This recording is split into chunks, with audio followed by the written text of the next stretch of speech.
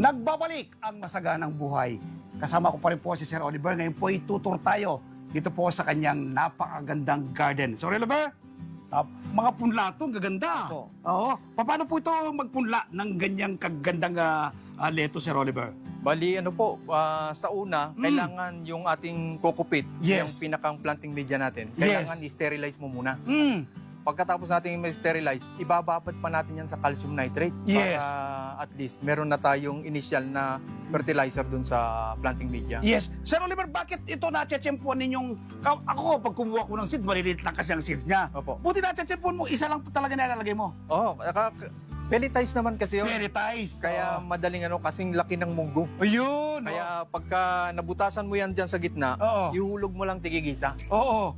Tapos, kailan mo malalaman na pwede din siyang i-transplant, ilagay sa mga wall na ganito? Wala na ho tayong transplanting kasi ito direct na. na siya, oo. Kaya pagka tulad nito, ito ay halos, ito'y 13 days. Oh, yes. Bukas, pwede mo nang ilipat yan Ilipat sa mga dyan. table. Opo. Okay, oo. Pwede na. Lalo na kung naka-harvest ka na doon sa una, pwede na rin Oo, isunod siya. pamalit na. Pamalit na siya. Okay, talaga naman. So ano lang siya, no? Yung pinakapunan mo dito, Sir Oliver, itong cup na ito, Opo. tsaka yung seeds. O, tsaka kokopit Yung po. kokopit. Alright, tingnan po natin yung iba pang mga tanim dyan. Tingnan natin dito. Kanina po nandun kami sa sowing, ano? Doon sa seeds. Ngayon, eto, pag magaganitong kalalaki, Sir Oliver, mga ilang araw na po yan? Ano po yan? 21 days na po. 21. Ang ganito po bang, ano ba bang variety dito? Olmeti po. Olmeti. Ang Olmeti ba, ilang araw bago ka maka-harvest?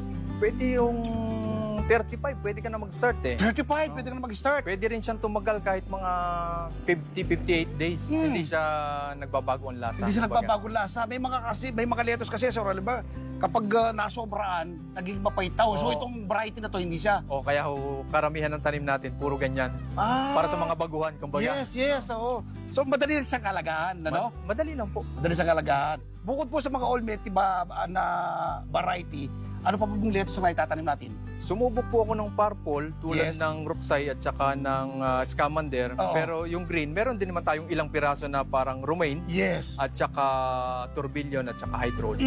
Nagtanim tayo ng ilang piraso para at least Yes. kung hanapin ng iba na gusto ay magsalad, Yes. kasi karamihan pang burger at saka sangyupsal yung ating tanim. Ayun. Sir Oliver, napansin ko, step by step yung ano mo eh, no? Opo. Kanina, sowing. Ito, katamtaman ng laki. Oo. Tingnan natin bandaryan.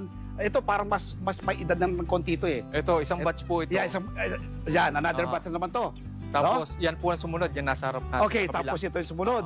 Alright, batch by batch ka. Kailangan po weekly may tanim para Yes. weekly may aanihin. May aanihin. Para yung customer mo, Hindi mawalan. Hindi no? na aalis sa'yo. Lalo na kung halimbawa, resto ang ano mo, Yes. kailangan weekly mabibigyan mo siya. Kailangan lagi kang may tanim, kailangan lagi kang may harap. Yes. Gaganda na nito, Sir Oliver, ha? Tapos yung tubig niya, tuloy-tuloy siya. Bali ano po, meron po tayong reservoir. Nandun yung nutrients na kailangan ng ating halaman. Yes. So, meron lang tayong time na Oo. tatakbo siya. Every hour kailangan kalahating oras yung takbo niya. Yes. Kailangan nadidiligan siya, nababasa siya. Ayun, okay. Dito sa bandang harapan natin ngayon, Sir Oliver. Dito tayo papaling tayo sa ating bandang likuran. Sir Oliver, Ano po? kapag ganito na kaganda yung ating mga tanim kalalaki, kita na ito, Sir Oliver. Oo. Ha? Pwede na. Yes. Pinabawasan na po yan. Yes. Okay, tingnan nga natin banda rito. Sir Oliver, ang gaganda po nila, no? At pantay-pantay. Kala mo, ito, isang batch po ba yan? Isang batch po yan. Isang batch siya. Okay? Tapos, ano po ito? Kapag po ba napalaki mo ng mga ilang timbang ito kapag napalaki mo ng gusto? Yung tamang-tama ay 165 grams para yung isang kilo, 6 na piraso. Yes. Mapatak pa rin siya na 3 for 100 kung halagang 200 per kilo. Okay. Di Pero naman. kung mapalaki pa natin at mapabigat pa natin sa 165, Yes. pwede nating ilaban ng per kilo. Aba, talagang magaling sa mathematics si Sir Oliver. Talagang kwentadas. Ito, Sir Oliver, may nakita akong ibang variety rito. Ito, anong variety to? Ito to. Bali, Rabelo po yan. Okay. Kumbaga sa ibang ay romaine lettuce. Romaine. Opo. Okay. Oo nga.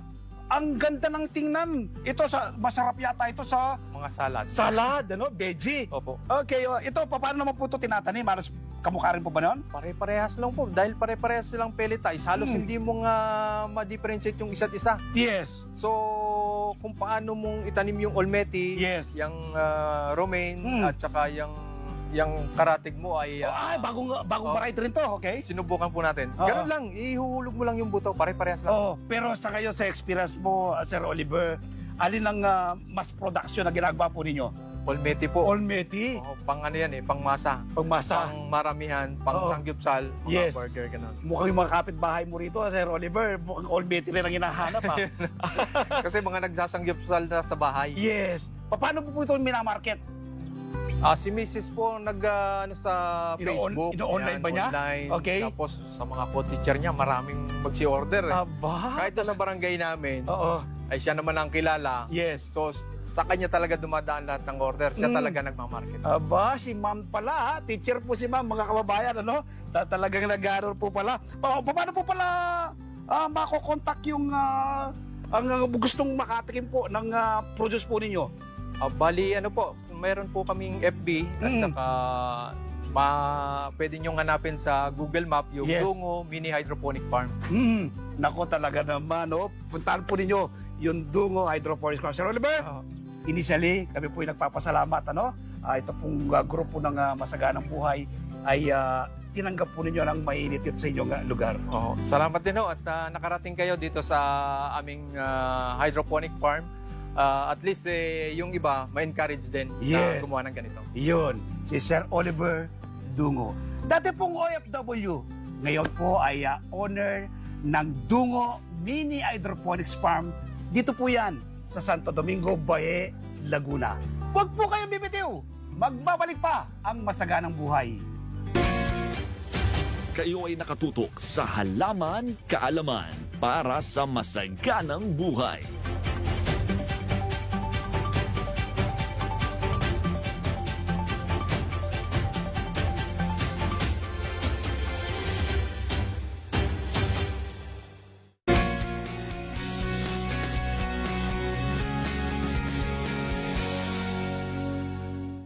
Nagbabalik ang Masaganang Buhay. Ako po si Merlyson para sa ating Feature Plant of the Week.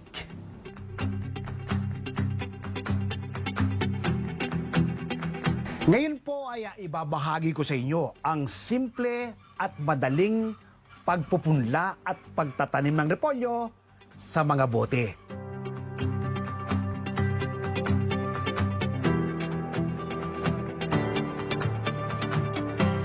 Ang repolyo o cabbage ay isa sa pinakamurang gulay at masarap na madali pang makita sa Pilipinas. Kaya't maraming tao ang paborito itong ilahok sa kanilang pang-araw-araw na pagkain. Napakarami pong taglay na health benefits sa ating katawan ng repolyo. May mataas po siyang bitamina at mineral. May taglay rin na folate, potassium, vitamin C, vitamin K, manganese, calcium, carotenoids, flavonoids, at may mataas siyang water content na maganda sa ating digestion. Ang repolyo ay mababa ang kanyang calories. Ito ay keto-friendly pa, kaya nakakatulong sa pagpapababa ng timbang. Ito rin ay may mataas na antioxidant content na nakakatulong para maiwasan ang pagkakaroon ng sakit na kanser, oxidative stress at nakakapagpaganda ng eyesight at nakakatulong upang maiwasan na magkaroon ng malalang karamdaman tulad ng pagkakaroon ng mataas na blood pressure. Kaya yung nirekomenda ng karamihan ay palagi ang kumain ng repolyo. Mabuti rin ang repolyo sa pagpapagaling ng ulcer at gout dahil sa kanyang anti-inflammatory compound. Nagpapabuti rin ang repolyo ng brain function, pinalalakas ang ating immune system at buto, pinagaganda ang ating balat at pinapababa ang panganib sa type 2 diabetes. Ilan lang po yan sa napakaraming taglay na health benefits sa ating katawan ng repolyo. So ngayon ay magpupunla tayo ng repolyo, no? Ito po yung ating gagamitin pagpupunlaan. Itong lupa natin gagamitin, buhaggag na lupa, no? Pinagamitan ko na po yung lupang yan. Kaya mamaya maglalagay tayo ng vermicast at coco peat. So ngayon po ay bubuksan ko na itong ating mga seeds, no? Ayan. Tapos kunin natin yung ayan. Natin itong seeds ng ating repolyo. Yan po, maliliit lang ng pong seeds ng repolyo, no? Ayan, tingnan niyo po. So, konti lang naman, tamang-tama lang itong ating pagkupunlaan. Kunin ko na lahat. Tingnan ko pa. Ayan. So, enough ito sa isang punlaan, ano? Ayan. Ayan po. Ating mga seeds ng repolyo. Ngayon, iano lang po natin dito, ibubudbud lang po natin dito, no? Ibubudbud lang natin dyan, iwaiwalay. Ayan. Ayun. Ayan. Ayan, kubudbud na. So ngayon, maglagay tayo ng vermicast, no?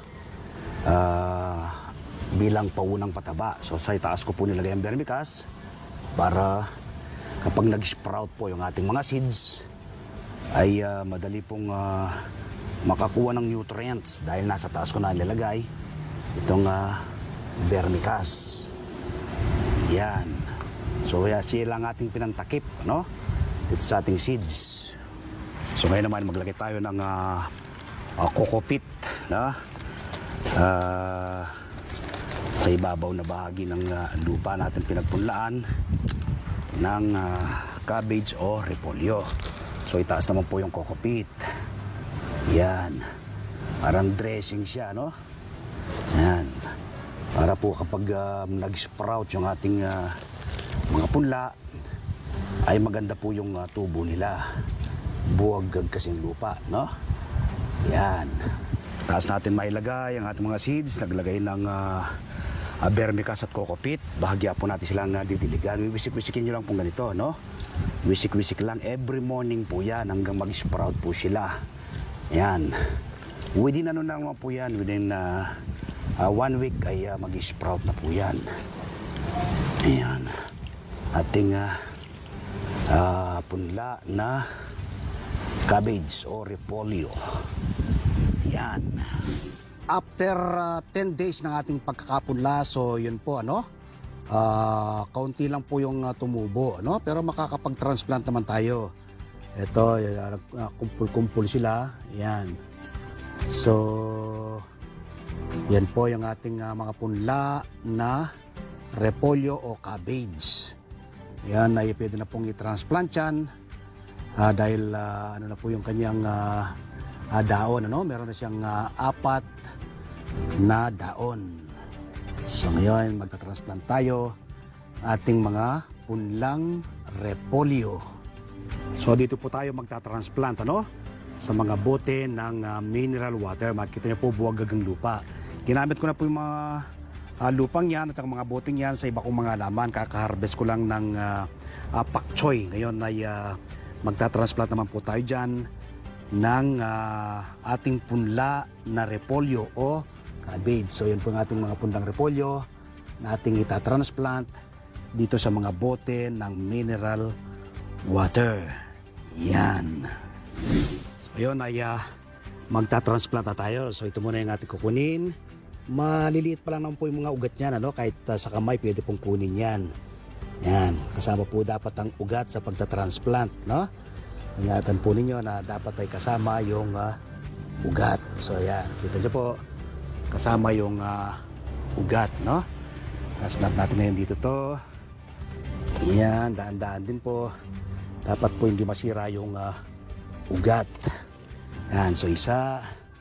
Ito, dalawa itong magkatabi. Pwede nyo pong kunin sa kamay nyo, ganyan yan. Yan. Kita nyo po, kasama yung ugat. Yan, no? So magkadikit sila. Pag-iwalay nyo lang po yan. Walay nyo silang ganyan. Sa isang bote po kasi, isang halaman lamang ating itatanim. So, ito isa, ito naman ang isa. Iyon. Okay. Tapos itong isa. Ayan. So, nakatatlo na tayo na transplant, ano? So, ngayon po ay maglagay tayo ng paunang pataba, ano? Vermicast ang aking gamit. Kahit sa kamay nyo lang pong ganyan, ipaikot nyo lang po, ano? Sa iyong bagong